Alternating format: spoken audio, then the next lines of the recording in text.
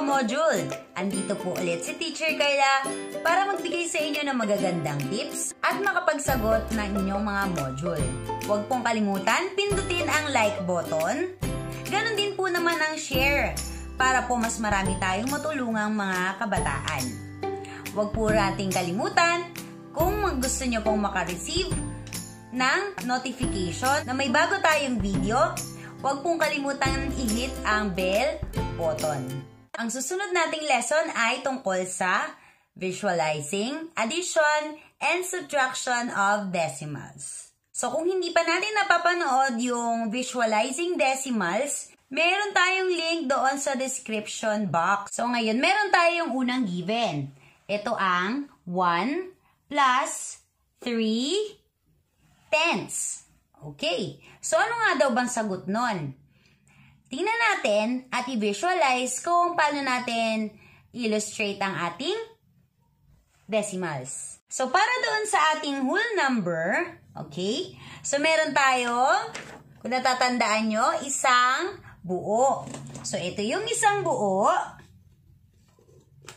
Ayan. Tandaan natin, ang isang buong ito ay kailangan nating i-shade. So, ibig sabihin, ito ay kailangan mong isama o kailangan nating pagsamahin ng 1 at ang 3 tenths. So, ito yung plus sign at kailangan natin ng panibagong square para doon naman sa pag-illustrate ng 3 tenths. At para naman sa ating 3 tenths, ito yung ating model. So, yung model na ito ay kailangan natin ay equal sa 3 tenths. So, pag sinabing tenths, ibig sabihin, ang isang buo ay hinati ng tig sa 10. So, parang yung fraction din. So, pag tinabi natin na 3 tenths, hinati yung isang buo ng 10 or tenths. And then, isi-shade natin yung tatlong parte. So, mas maganda yung kulay red. Ito yung shaded part. So, kitang-kita natin na tatlong parte ng box na ito ang shaded. At yon ang value na kailangan nating i-represent. So, kung bibilangin natin yan, 1 plus 3 tenths. Okay? Siyempre, kung tayo ay magdadagdag ng sagot, ganito rin yung magiging kalalabasan nun. So, idodrawing mo yung isang buo. Ito yon. O, isi-shade ko na siya. At, sasamahan naman natin ng another box. So, hinati siya ng 10. So, 1, 2, 3, 4, 5.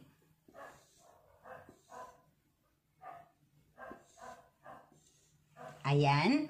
And then, hatiin natin sa gitna para maging 10. And then, i-shade natin yung part na kailangan natin. Okay. So, ang magiging sagot natin, dahil pagsasamahin lang naman natin ang 1 whole number at saka yung 3 tenths. Okay? So, ito na yung illustration. Ito na yung visualization of addition ng decimals. So, para naman sa susunod nating given, ito number 2, 1 and 3 tenths plus, syempre, hindi na natin babasahin ng 0 dahil wala naman siyang whole number. Hindi rin natin babasahin yung decimal point or end. 8 na lamang ang babasahin natin. So, ang basa na lang natin dito ay 8 tenths. So, kailangan daw ay i-add natin ang 1 and 3 tenths plus 8 tenths. Ano kaya at paano natin i-visualize yon? Ito na yung ating whole na square para doon sa 1 whole. At syempre, doon sa 3 tenths, kailangan nating kuhanin yung may shaded na hinati sa 10. Okay? So, ito pa lang yung una nating number, 1 and 3 tenths. So, ang susunod naman natin, i-add daw naman natin ito sa 8 tenths. So, paano ba natin i-illustrate ang 8 tenths? Ito naman yung para doon sa 8/10. Pero kung mapapansin mo, hinati ang ating isang buo sa 10. So, 1, 2, 3, 4, 5, 6, 7, 8, 9, 10. At ang shaded pa lamang yan ay 5. So, may kulang pa tayo. Ibig sabihin, pwede natin o kailangan pa nating lagyan ang 3 pa na shade. Okay. So, 8 na ang ating shaded part. Ibig sabihin, ang 1 and 3/10 ay sasama na natin doon sa 8/10. Kung mapapansin mo, hindi tayo nag-a-add o hindi tayo pwedeng mag-add nang hindi kaparehas ng pagkakahati. Katulad din ng fraction, kung ano lamang ang magkakaparehas ng hati, yun lang ang pwede mong pagsasamahin. Tandaan natin, kapag ang denominator ay hindi magkaparehas, hindi pa tayo pwedeng mag-add. Ganon din naman sa ating decimals. Kailangan ang pagsasamahin mo ay parehas ang pagkakahati ng isang buo. Simulan na natin. Pagsamahin na natin ang dalawang decimals. So, magsimula tayo sa ating whole number. Ito yon. So, huwag kalimutan yung equal sign doon sa dulo. And then, ito yung whole number. Pagkatapos, yung 3. So, mag-drawing muna tayo ng isang buo. Huwag malilito. At hatiin sa 10. So, 1, 2, 3, 4, 5. Ayan. And then, hatiin sa gitna para maging 10. So, ang shaded mo lamang ay 3. So, yun ang ating shade. Ayan. At meron pa tayong idadagdag na 8 pa. So, tingnan natin. 1, 2, 3, 4, 5, 6, 7. So, kulang pa po, teacher. Tama ka, kulang pa tayo ng part na idodrawing. So, anong dapat nating gawin? Okay. So, kailangan nating gumawa ulit ng panibagong square na hinati sa tama. Hinati natin sa 10. So, hatiin muna natin sa 10 ito. And then, dadagdagan pa natin ng isang shaded part. Yun ang 1. Ayan. So, tingnan natin kung tama. 1, 2, 3. Yun ang una nating decimal. Sumunod yung 8. 1, 2, 3, 4, 5, 6, 7. At saka yung isa doon sa kabilang box. So, ito yung pinaka-illustration na ikaw ay nag-add ng decimals. So, huwag kakalimutan, pwede natin itong i-shade, lagyan ng kulay, pwedeng iba't ibang kulay, pwede rin naman na color pencil, pwede rin naman na shade na lamang. Okay? So, kung ikaw ay mag-visualize o mag-illustrate ng addition ng ating decimals, ganito lang yon kadali. Okay? So, pag may tanong, pwedeng ilagay sa comment. And, huwag kalimutan, i-like ang ating video. Ang susunod naman nating given ay ang 8/10 plus 33/100. So, ano nga ba ang una nating gagawin? Ano nga ba ang pinakamahabang decimal natin na nakita? Okay. So, ang pinakamaraming decimal na natin nakita ay yung 33. Ibig sabihin, hundreds place ang kailangan nating hatiin para doon sa ating mga boxes o sa ating mga squares. So, ngayon, meron akong nai-ready na 33/100. Ibig sabihin, upang maisama natin ang 8/10 at yung 33/100, kailangan pare-pare sila ng pagkakahati. Okay. So, paano nga ba natin, teacher, gagawin yon na ang ating 8/10 ay magiging 800s? So, tingnan nating maigi. Upang maging 100 si 8, kailangan lagyan mo siya ng 0. Ibig sabihin, 80 na ang numero niya. Huwag malilito. Again, kailangan pare-parehas ang hati ng ating mga squares. Kung ang ating given ay mas madami ang hati, yun yung hundreds, ganon din naman dapat ang gawin mo doon sa 8/10. So, magiging hundreds na ang 8/10 kanina. So, paano yung teacher? Dinagdagan lang natin ng 0. So, magiging 80 hundreds. At ito naman ang para sa 80 hundreds. Okay. So, kanina nilagyan natin ng 0, huwag malilito, upang maisama natin doon sa 33 hundreds. Again, hindi natin siya pwedeng pagsamahin kung hindi sila pare-parehas ng sukat ng parts. Okay? So, i-add natin yung parehas. Tingnan natin. Yung 80, kailangan shaded mo ay 80 na parts. So, paano nga ba yun?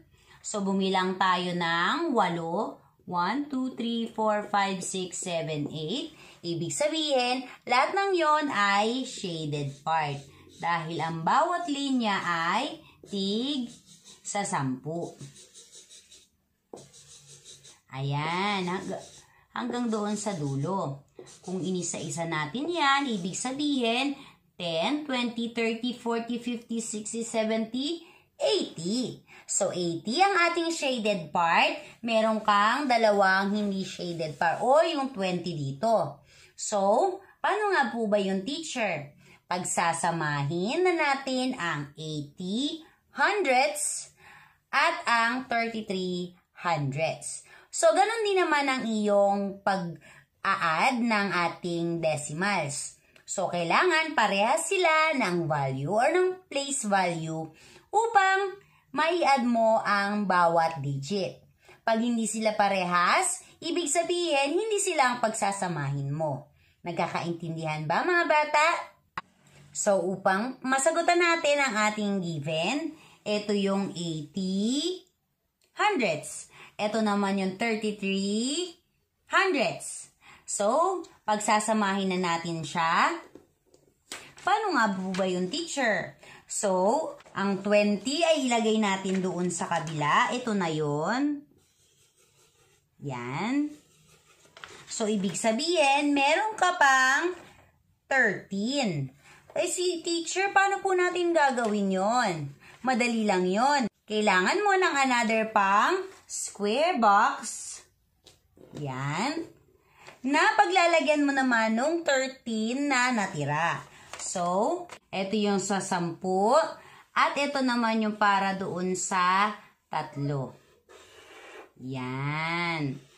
So, ang illustration natin, ibig sabihin, ang sagot ng 80 tenths plus 33 hundredths ay isang buo na shaded at meron kang naiwan na 13. Ibig sabihin, ang magiging sagot mo ay malinaw na malinaw, nakaisang buo ka, 1 and yun ang gamit ng decimal point.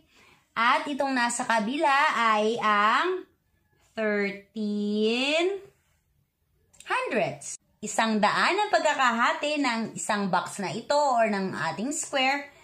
Hundredths ang magiging sagot natin sa baba.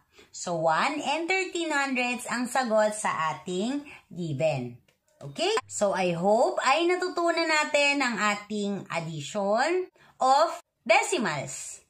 Tingnan naman natin doon sa ating subtraction. Ang ating number 4 na given ay 8 tenths minus 3 tenths. Paano nga ba natin i-illustrate? So, ang una ay box para doon sa 8 tenths. So, isang square na hinati sa tig sa 10. At ito ang ating 8 tenths. So, meron tayong square na hinati sa 10 at ang shaded part lamang niya ay 8 piraso. Huwag malilito doon.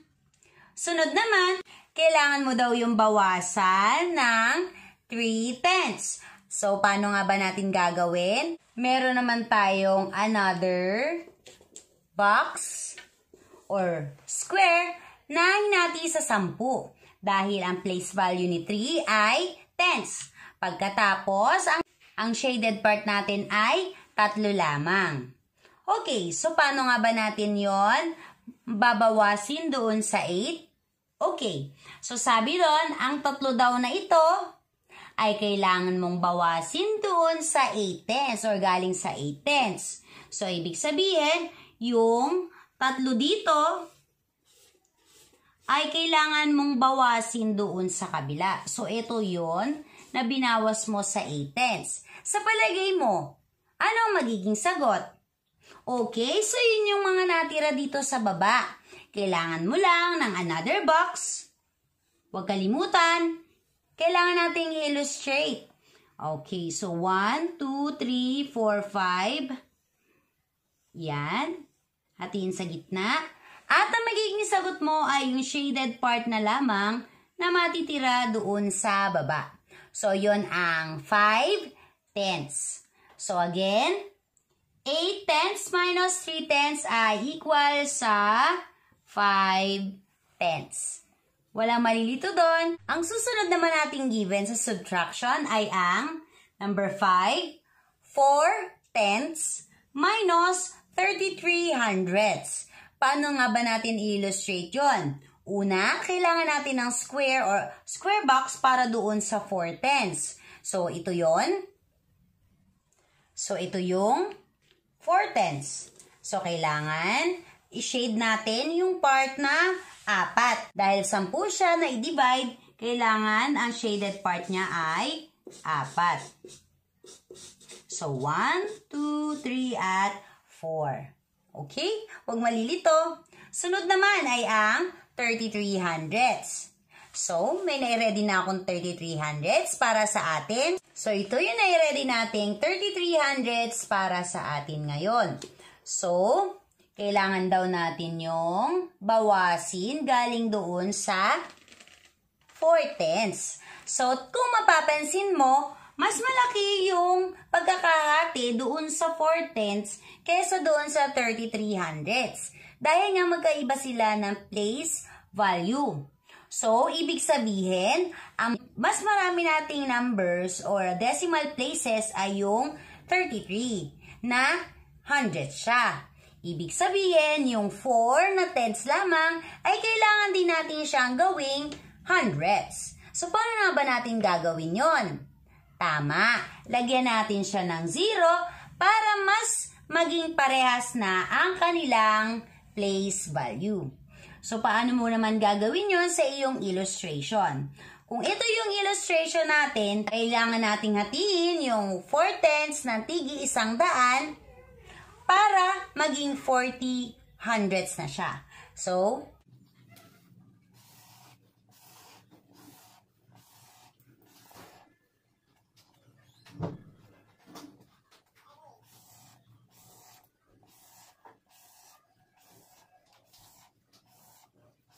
kanina na 10 lamang pagkakahati or tens ay naging 100 na rin. So, ibig sabihin, parehas na sila ng hati ng ating 33/100. So, ito, kung mapapansin mo at bibilangin natin, 10, 20, 30, 40. So, 40/100. At babawasan daw natin yon ng 33/100. Ilan na kaya matitira? Okay. So, sa susunod nating box, so para doon sa ating sagot, ito yung equal sign at ito yung box na kailangan nating hati-hatiin ng tig 100. So, ayan. 1, 2, 3. Ayan. So, 100 na ang hati ng ating magiging sagot. Ilan na lang kaya ang matitira? Okay. So, dati na 40, babawasan natin ng 33. Ilan kaya ang matitira? Okay. So, kung ito ang gagamitin natin, kukuhanin natin ng 33. So, 1, 2, 3. Ito yung buo na yan. At 3, 1, 2, 3. So, shaded. Ang matitira na lang ay nandito. Bilangin kaya natin. 1, 2, 3, 4, 5, 6, 7. So, ibig sabihin, doon sa ating magiging sagot, 7 na lamang ang shaded part. So, 1, 2, 3, 4, 5, 6, 7. Ayan. At mas maganda gamitan natin ito ng ruler upang ang ating mga linya ay pare-parehas ng sukat. Okay? So, pwede natin gamitin ang color pencil, Crayola, at saka oil pastel. Okay?